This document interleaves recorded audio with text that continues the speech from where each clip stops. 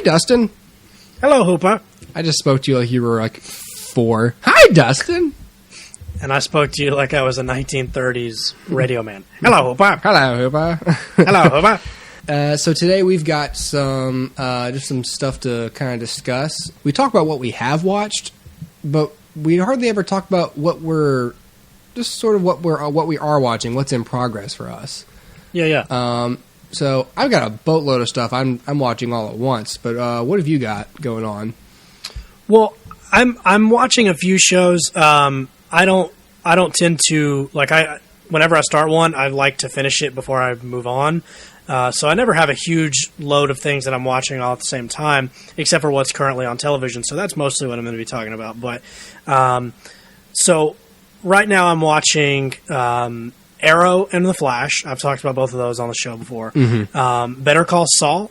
I think there's only one episode left of this season. Are you all caught up on that? I am. I'm all caught up to now. I'm watching that too. I just watched the 5th one, the only one that doesn't end in O. It's Alpine like Shepherd Boy, but all the rest of them are like Nacho, Mijo, Hero, right? Pimento, Pimento, yeah. So I just watched Alpine Shepherd Boy, and I think the next one, 106, episode 6, is all about Mike. Yes. So I'm pretty excited to watch that. Yeah, that's a good one. I'm working my way back. So anyway, yeah. So Better Call Saul. Yeah. I'm also... Now, I flirted with the idea. I can't remember whether or not I said anything about it on the podcast, but I flirted with the idea of quitting The Walking Dead.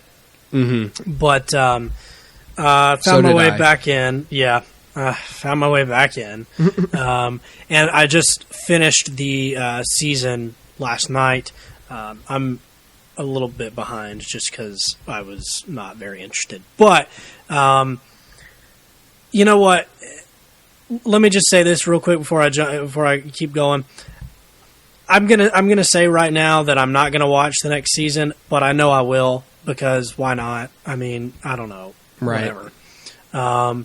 But their season finales are always so weak to me. So anyway, Walking Dead. What have I said so far? Flash, Arrow, Walking Dead. Yeah, well, I'm watching. I'll let me point out too. I was kind of with you in solidarity. I was like, well, if Dustin's going to quit, I'll quit.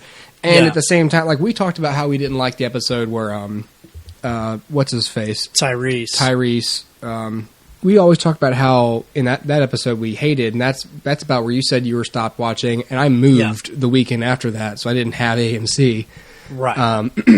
And I also changed television providers, so when I actually was up and running again, I found out that they don't have a streaming contract with AMC.com, so I couldn't even go back and watch them. So I was going to quit just because I fell behind. And then someone said, oh, they're running a marathon on Saturday before the finale, and so I DVR'd that. So I am that's where I left off. I'm going to try and catch up. So and the same for me. Like if I had to... If I had to go one extra mile further to get the show, I wouldn't watch it. Yeah, exactly. But I pay for cable already, so I may as well just DVR it and let it come to me, you know? Right. And just put it on a low priority. Like if I have something else my DVR I'm trying to get to, I'll watch that before The Walking Dead.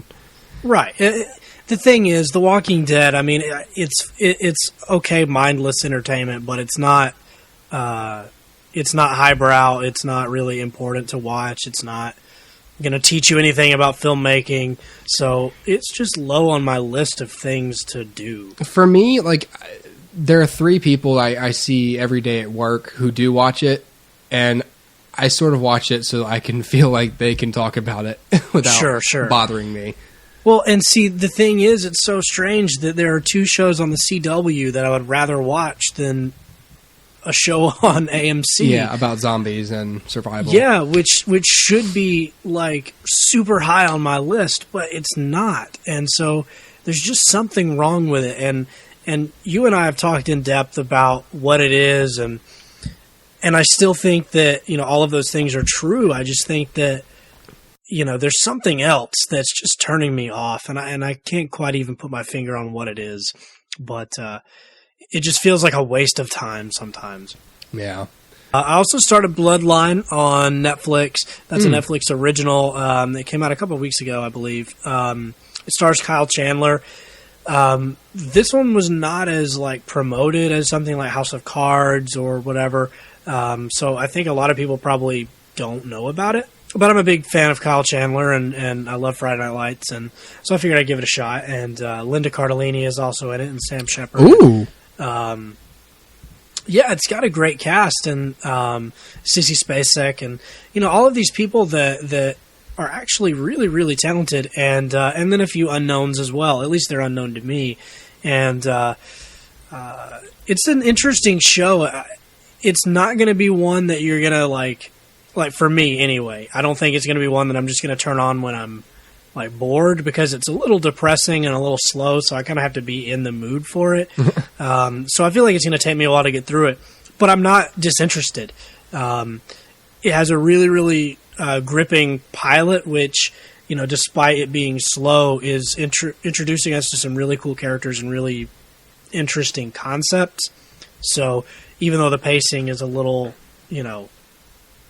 maybe outdated even, I feel like all of that kind of makes up for it. So I'll continue with the show.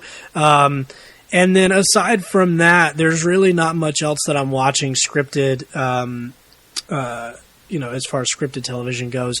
Or, really reality either, but, there's stuff like Shark Tank and stuff, which I enjoy. Oh, yeah. But again, that's sort of a, kind of a guilty pleasure kind of thing, not anything that I'm going to learn filmmaking from. Oh, you don't have to feel guilty about Shark Tank, man. That show rules. Dude, Shark Tank is awesome. Yeah. It's, yeah. So, there's all of that. There's a few shows that I'd still like to check out. And The Last Man on Earth, I started watching. I have not gone any further since you and I talked about it, Hooper. Yeah. But it's not something that I'm going to necessarily stop either. Which, by the way, I heard Will Forte was dating January Jones. Just a little thing there. Wow. I thought that was a little mind-blowing. One of these things is not like the other. I know, right? And there are only two things in front of us. And there's only two things. They're so not like each other. But, not if you were the last man on Earth. And he said, well, the thing about that is... That's generally what's on my plate these days. Like I said, stuff like Bloodline, I'll probably watch through that before I start something else. But everything else is still currently on television, so, I feel okay about watching several of them that are still going. But I did hear Bloodline got renewed for a second season, so so yeah, there's that. What are you watching these days, Hoop? Well, we already talked about Better Call Saul and The Walking Dead. By the time this episode comes out, I will be watching Mad Men. I'll be watching the part 2 of the final season of that show, which at the time of this recording, I'm really looking forward to.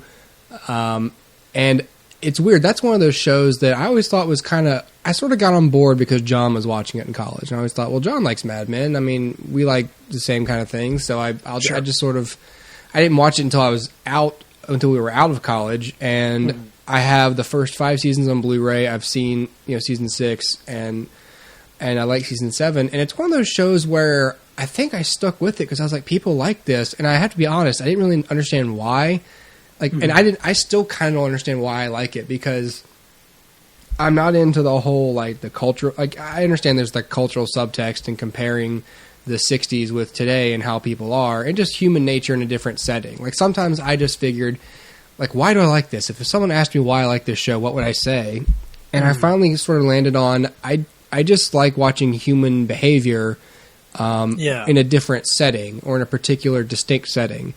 Sure. Some people are like, because of you want to see, some people like to watch Mad Men, I think, because they like to shake their fingers at sexism or male dominance or stuff. Sure. That does not interest me at all. I don't care. Right. I don't need a show to make me feel superior for, thinking women are equal to me. So yeah, exactly. Hooray for all of us! Yay! I watch the show because I like to watch good camera work and great sets and good acting and sophisticated writing, and a show that really doesn't spoon feed you anything at all. Yeah. And that's what, and I think I watch it because it challenges me. And I realized looking back on the whole show, this is a very rewatchable show. Like when you look back at sort of the journey everyone takes, even if you're not interested in the characters that much, just the plot of being at the agency and then breaking off and making the new agency and then getting bought by another agency and then now looks like they want to break free from that agency and start their own thing. So it's like, it's just kind of cool to watch the plot, and I enjoy watching these characters. I enjoy watching John Hamm. So I'm excited for these final episodes, and it'll just, this was AMC's flagship original series. This is before Breaking Bad and The Walking Dead. So, it's cool to see it sort of wrap up, and it's an appropriate length, I think. And I'm excited to finish that. I didn't really think I'd speak about it that long, but that's fine. I'm excited about it. That's one that I never got into. I did watch the pilot, and it was one of those that I was like, this just didn't grip me enough to move on at right now. It was on Netflix, so I could have just watched the second one, but it wasn't gripping enough to do that, and I just never have gotten back around to it. Yeah. I don't know. It's all and the weird Netflix. thing is, a lot of it is like what you're talking about. Like when I talk to people about Mad Men, most of the people who watch it can't really give me a good reason to start watching it. I know what you mean. Like, no one has a good sales pitch. Like, well, here's a ton of good reasons. Like, you can't really sell Mad Men. Ironically, it's about advertising. Like, it's hard to, it's hard to sell it. Like, yeah. But I don't know. It's just, or it's maybe it's one of the greatest Pavlovian tricks in television history, where they insist to you that you like it, and you're like, you're right, I like it. Like, I don't know.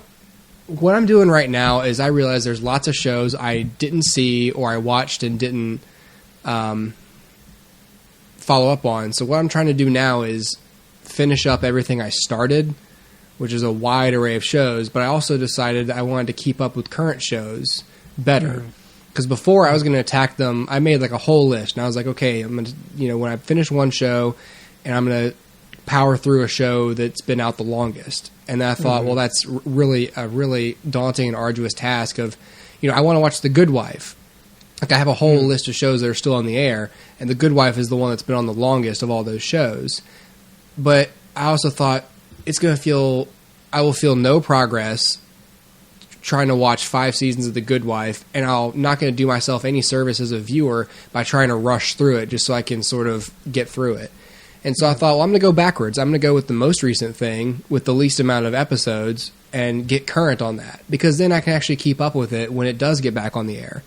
So it's a combination of catching up with shows I started and taking on new shows. That's why I watched BoJack Horseman and Kimmy Schmidt, because they were coming out one season, easy. Now I'm caught up. And I'll be ready when the next season drops. So in terms of current TV shows, I believe maybe even by the time this episode drops, Agents of S.H.I.E.L.D. will have finished its second season. But maybe, I'm not sure when that happens, but I'm watching season 2 of Agents of S.H.I.E.L.D.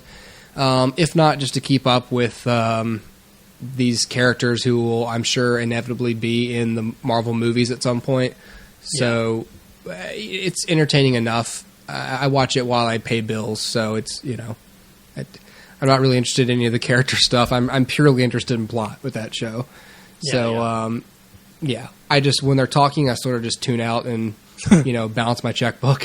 Like when I hear a punch, I look up and then, I see what's happening. Because honestly, that's really the only important thing on that show right now is plot that relates to the greater universe. Sure. I don't really care, the relationship between Coulson and Agent May and how it might shift, unless it relates to plot or motivations. Sure. I do look up every time Adrian Palicki's on screen. But that's for a different reason. That's unrelated to the show itself. Yes. So it always is. Yeah. I've also gotten on to Last Week Tonight with John Oliver. I love that. I'm show. a late addition to that show, but I've watched the past 3, and I decided I wouldn't catch up with that show because it's pointless to catch up with a show that's about current events. Right. So as much as I wanted to see all the jokes, I just thought, no, I'm not gonna make myself do that. So I think that airs on Sundays, right? Yes, I'm not able to watch it until the following Saturday. Oh yeah, because of just my schedule. So sure, I I'm like 6 days behind a show that's a week behind its content. So, but it's still fun to watch, and it's nice and short and very well presented. Mm-hmm. Usually with a few. I mean, the format. It's like a few current events, and then it's like one like longer investigative piece. Right. And so I like the news format from a relatively unbiased point of view. Yeah. Since it's comedy, it's more brutally honest. So even if you don't quite agree with what they're saying, they've uncovered facts, and if you don't like the spin, you can still like the joke. Exactly. That's what I like about it. I just think he's super funny. Like, his staff of writers really, really nails it every week. Well, and I thought I'd be sort of offended by a British guy telling America what's wrong with it. Sure. And so in principle I am, because it's like, you know, we won the war. But again, it doesn't matter. It's comedy. So it's just funny. It's just a guy making an observation and calling it like he sees it. So I can always respect that, And I've been catching up on It's Always Sunny in Philadelphia, everything that's on Netflix. Mm-hmm. And that's a show I only watch on my phone, like before I go to bed. I get home, my wife's asleep, and so I just power through an episode real quick, or I'll watch it in the morning while I'm eating breakfast. I'm trying to be quiet. It's just that's another show you don't have to just sit and pay attention to. You can watch that, but it's better if you do though. So I've been catching up on that too, and everything else I've got is it's just waiting to come back on. Again, by the time this episode drops, I'll probably be in the middle of Daredevil on Netflix. I'll be keeping up with Silicon Valley and Game of Thrones on HBO. And everything else that I'm sort of watching or trying to get through is going to take a backseat to make sure I catch up on everything else first. But I'm getting through a lot of content. Oh, and I've also, in terms of stuff that's off the air, I'm trying to keep going with Friday Night Lights. I say trying not because the show's not good. It's because it has a lot of episodes. It's 5 seasons, but it's 76 episodes of television of 45-minute episodes. Yeah. So I do like the show. I can't really watch more than 1.5 at a time. But it's a good show. I mean, speaking of Kyle Chandler and Adrian Palicki. So that's a good show, and I'm trying to get through it because I started it, and I'm just trying to consolidate. But I'm trying not to rush that show either. Like, I'll watch one, and then I'll go on to something else. And if I sit there and think, you know what, I want to see the next one, I'll do it. But I don't force it. That's what I did with The Shield. I forced myself to binge watch that show, and that was tough. It was just tough. Yeah. That's one of the shows that I should have been on the ground floor. But, when it came on TV, I was like 11, so it was impossible. Right. So, yeah. That's all I'm kind of currently watching gotcha. On TV. So, yeah. Sounds good. It's a good list. Dustin, you had a topic you wanted to discuss. Yeah. So Disney has announced a few live-action films coming up, and we've seen a couple of them already, or I guess about 3 of them. It all started with Tim Burton directing Alice in Wonderland. Yeah. Which I never saw. If you can call it directing. Yeah. Tim Burton putting his name on a thing that was mostly CG. Tim Burton making a film called Alice in Wonderland, vaguely based on Alice in Wonderland, the book. Right. And more based on like an acid trip he had once. Okay, so it started with Alice in Wonderland, and then it continued with Maleficent. Again, I never saw Maleficent. And then it has now continued with what's in theaters right now, which is Disney's Cinderella, which is directed by Kenneth Branagh. These 3 films have actually been very insanely popular. I mean, you would think like Maleficent. I don't really, other than John, I don't know anybody who actually saw that film. Me. You did? Yeah, I talked about it on the best of when John was talking about how much he hated it. Oh, yeah, that's right. That's right. Okay.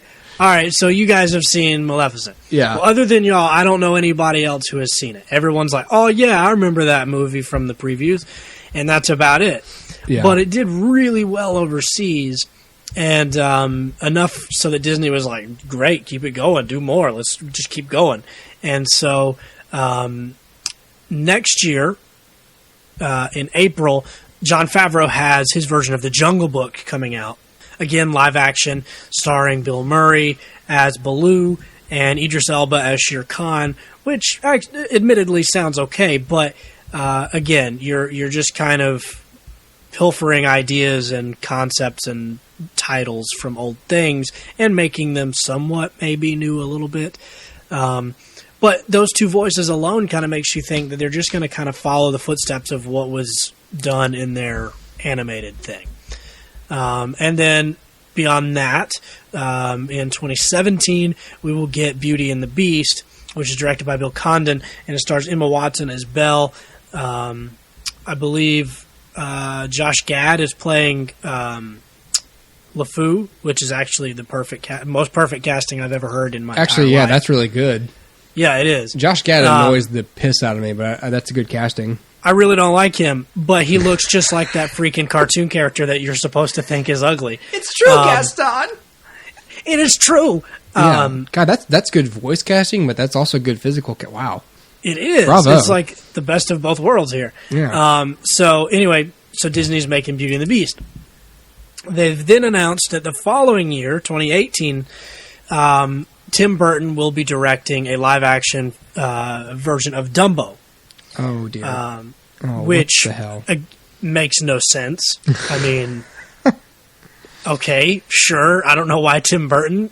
That's so strange to me. This is just a little bit of an aside here. I can understand getting Tim Burton for Alice in Wonderland because it's, whatever. It can be interpreted creepy and gothic and whatnot. So, okay, sure, I can kind of get that. But Dumbo, this sweet, heartfelt, sentimental kind of thing, why would you be like, oh, Tim Burton would be great for this? I don't get it. Mm-hmm.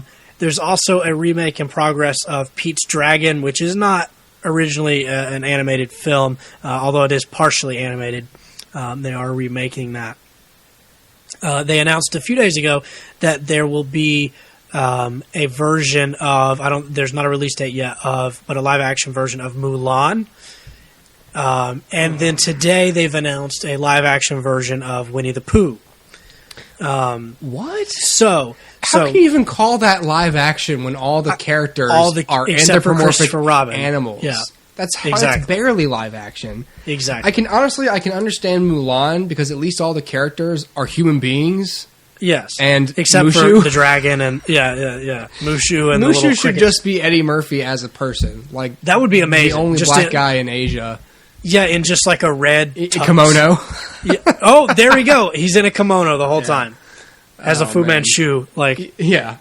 But I can understand.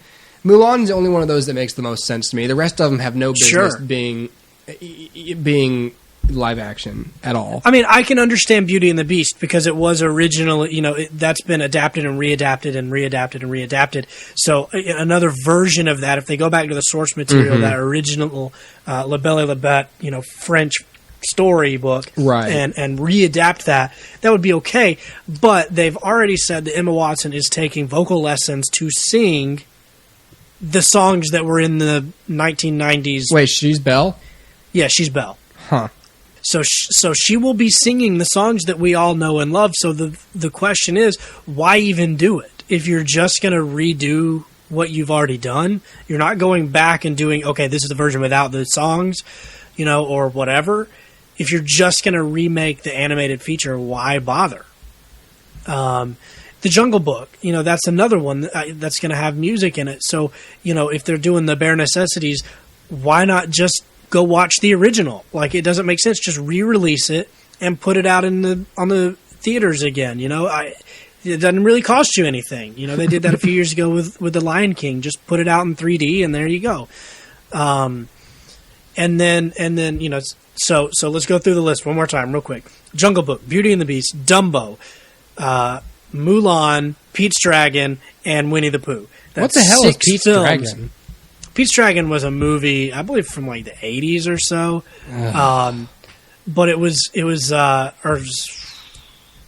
Maybe it was the late 70s. Either way, it's about a little boy who finds a dragon, and the dragon is animated in that classic Disney style. So it's a little bit like Who Framed Roger Rabbit in that regard. But the thing is, I don't know that there was anybody out there who was like, we need another Pete's Dragon.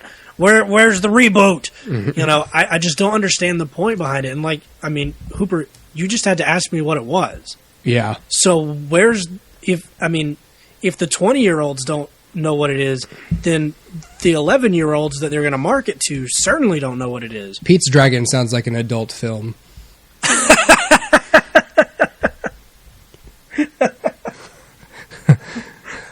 It does. You are correct.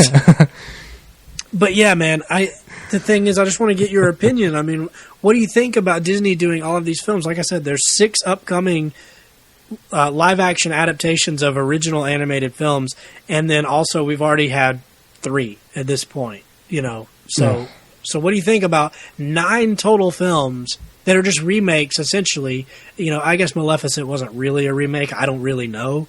But what do you think about this phenomenon? Maleficent was essentially a remake, like a retelling from her perspective, and sure. I don't know how much. I don't know if there is any source material on Sleeping Beauty or not, but it was essentially like they gave her a reason for being evil and all this other like world building stuff and redemption story, which kind of works, just in the wrong context. But I understand that the studio needs to make money. I feel like they're just sort of giving themselves a safety net in case all their original stuff doesn't work out, if they have any original stuff. But I mean, you got 9 films coming out that are rehashes. They're not even rehashes of books. It's your movies that you're adapting. And pretty much. It's a little narcissistic, I guess, but it's at your disposal. So financially, this all makes sense to me. So let's just go and put that aside, so that no one else comes and says, "Well, it's a business." Yeah, I'm the first one to argue it's a business. We understand that. I get it. And frankly, that's the only excuse they need, because honestly, it's their business, not yours. So sure. I guess the more poignant question is, creatively, what does this look like for Disney? Going forward. See, as much as Frozen irritates me, at least it was an original idea. Yeah. So that's better for. I don't. The line between creative and business decisions is becoming more and more. I don't know if it's more blurred or less blurred. I guess what I'm trying to say is, it's hard for me to see a movie these days and go, "Wow, like that." This like a purely that's a story that had to be told. That's a story that had to be told, or this was not motivated by money at all, kind of a thing. So I'm not surprised that I feel cynical about that. I'm also not an anti-corporate whatever, because businesses have to make profits. So, and movies are just products. As much as everyone wants to get all altruistic about films, they're products, and they want to make movies that you enjoy, but they really just care that you see them. And they started to figure out about 10 years ago or so that people will go to the movies and their expectations are pretty low. So with all these films, it's like people will come out because they recognize it. But creatively it shows me they've got nothing. They have no ideas. And I don't know what they're doing, because I don't know if they just have no creative meetings anymore, or if people are not coming to them with original ideas, or but one way or the other, somebody is in charge who's going it's too much of a risk, or there's too many lawyers involved, or they're no one's taking chances. And I don't know if it's because they're really just trying to protect their bottom line. I don't know if they get one strike and they're fired, and so they're just trying to cover their ass and protect their job, or what. But for some reason, somebody in charge is not willing to take risks with the studio or their money and put their name on something that turned out to be a flop. But and that'll work it'll take many decades before the public figures that out and loses respect for them. But by then, all those people will die, and you'll have a new crop of people who want your stuff no matter what. So that business model is pretty self-sustaining to me. Just the unfortunate downside is people like us who want to see good films come from people. Disney is very capable of making great films, but just nothing they're putting out is quite original for the most part. And so, like you're saying, that's the long answer to your question of, what does this mean creatively? It means nothing creatively because there is no creativity in it. Yeah. Maybe you can get somebody who can put a different spin, and you can market it like it's different. You can insist it's different. But by now, we're all so used to them saying, no, but it's a fresh adaptation. And it never is. That's what they said about, a lot of like the first person was, the first time this happened that I can remember was when the Writers of Lost were like, don't worry, all your questions will be answered. And they weren't. Yeah. And in their shoes, it's like, well, what were we supposed to say? We're supposed to tell them what they don't want to hear? Right. Well, it would be nice if you had, some balls and were prepared to not just spoon feed me what I want. And then it came from J.J. Abrams saying, oh, Khan's not in the movie. Oh, and it's totally Khan. And so everyone just figured out, well, just tell them what they want to hear till they see it. And by the time they figured out that we lied to them, we already had their money. Right. So you can tell me all day long that this stuff is fresh adaptations and a fresh spin, but I don't trust you. I don't believe you. Yeah. No, that was true. A little bit long-winded, but you understand my point? Like I do. I do, and I agree with you. The creativity isn't there, and the whole justification of it is a sham, because the real reason is we know that a 40-year-old parent will go take a child to Winnie the Pooh before they'll take them to, some original thing that nobody's heard of. And that's the thing. From the parents' perspective, they know that Winnie the Pooh is safe. They know it's not going to shove like a weird social message down their kid's throat. They are familiar with the characters, so they feel safe. And you're right. I think what you're trying to say is it's a two-way street. Like the consumers aren't willing to take a risk. Like the studios won't take a risk on originality because they know audiences won't, or they think audiences won't. Yeah, this is true. But it's a double-edged sword there too, because I think audiences would take chances because throughout history they always have. Yeah. The problem is we're only making it so that like, okay, it's either Winnie the Pooh or some off-brand knockoff, cheaply made, cheaply animated, kind of annoying kind of kids movie. So of course they're going to pick what's safe. So the problem is that not only, like, I don't think it's necessarily that the parents won't go see something original. I think it's that we're putting more marketing money behind the things that aren't original. Which is weird because unoriginal stuff self-markets. Like, if anything, brand recognition should be cheaper to market.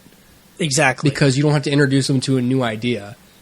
Exactly. But I think the problem is that parents, I feel like, like, let's look at something. The first thing that comes to my mind is like Rio, right? Yeah. There's a film called Rio, came out a few years ago, and I guess it did okay because it got a sequel, or it's getting one or something. And anyway, I don't know. Did that already come out? Who knows? Yeah, Rio 2 is out. Yeah. It is? Okay. See, I didn't even know. That's the problem. Mm-hmm. Like, the more original things, nobody knows. They come and they go.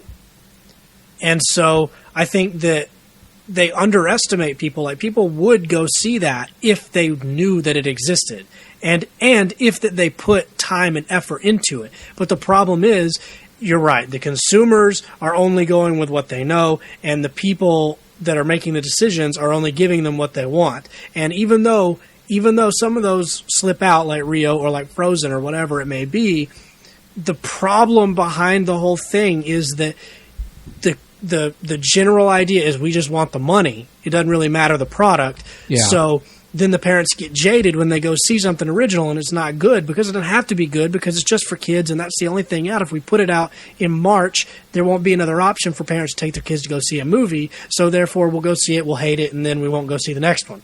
And we'll just stick with the Winnie the Poohs from now on. Yeah.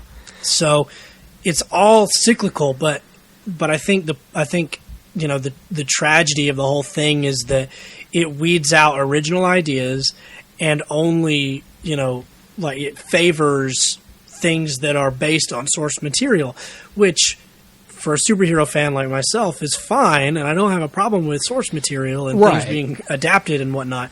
That's not what I'm saying. It's just that when Disney announces a slate of 6 films based on things that already were successful in their original forms, I don't understand. Like, I don't understand what Jon Favreau can do with this Jungle Book that the original failed at. Yeah. Like, what can he do? I know Rudyard Kipling's original novel was a little different than what Disney made. But the original Jungle Book is a classic, and what can he do? What can Jon Favreau add to or take away from the original Jungle Book film to, make it worth my while? And that's where I'm at. And I know that Beauty and the Beast is using the same music from the original film or from the Disney classic, so why would I go see this when I already have that one on Blu-ray? If I had that, I would just watch that. I would put that in. It's free. It's already paid for. I'm done. The story is the same. Girl falls in love with ugly person, and then his true beauty comes out. That's the story. They're not going to change that. So why go see it? Yeah. It's frustrating to me to see things like this, right? That come out, and even if it's not an original idea, like let's look at another adaptation, right? John Carter. They put a lot of money and a lot of effort into John Carter, and it underperformed.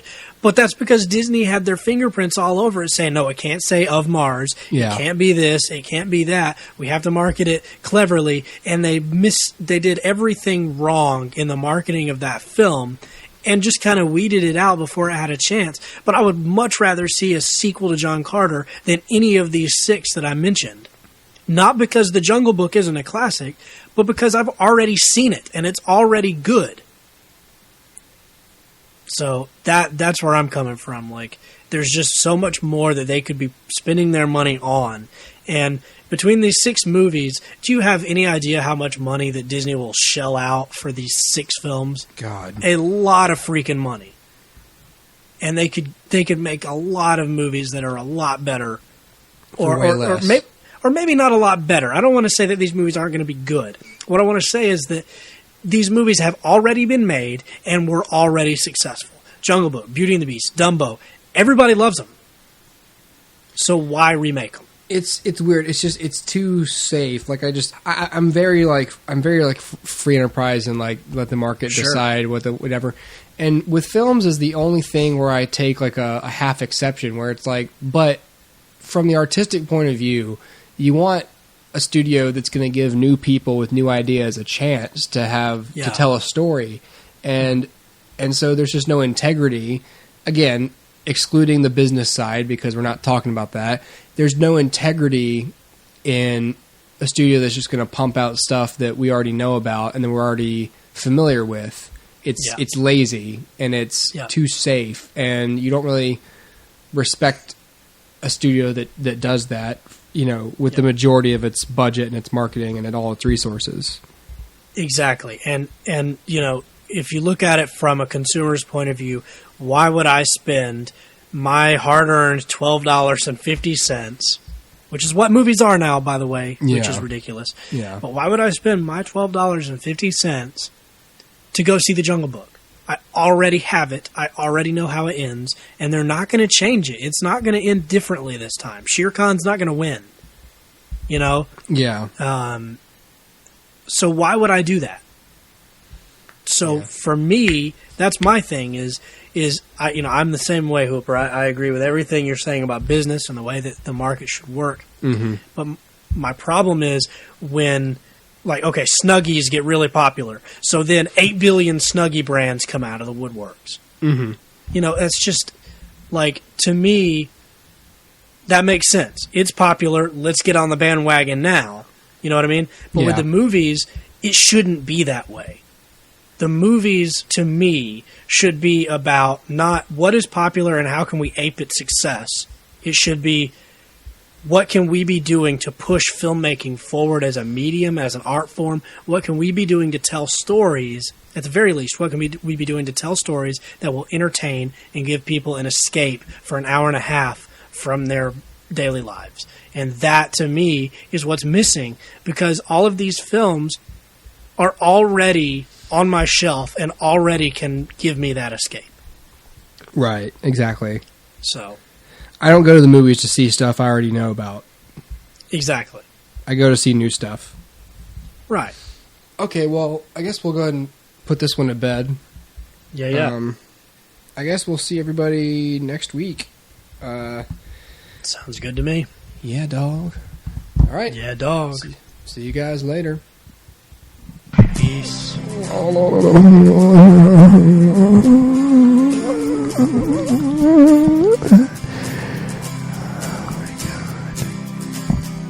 What's happening? I'm sorry. What's happening? I don't know. I see you, Hooper. I didn't know you were here. No. Now I really don't want to know what's happening.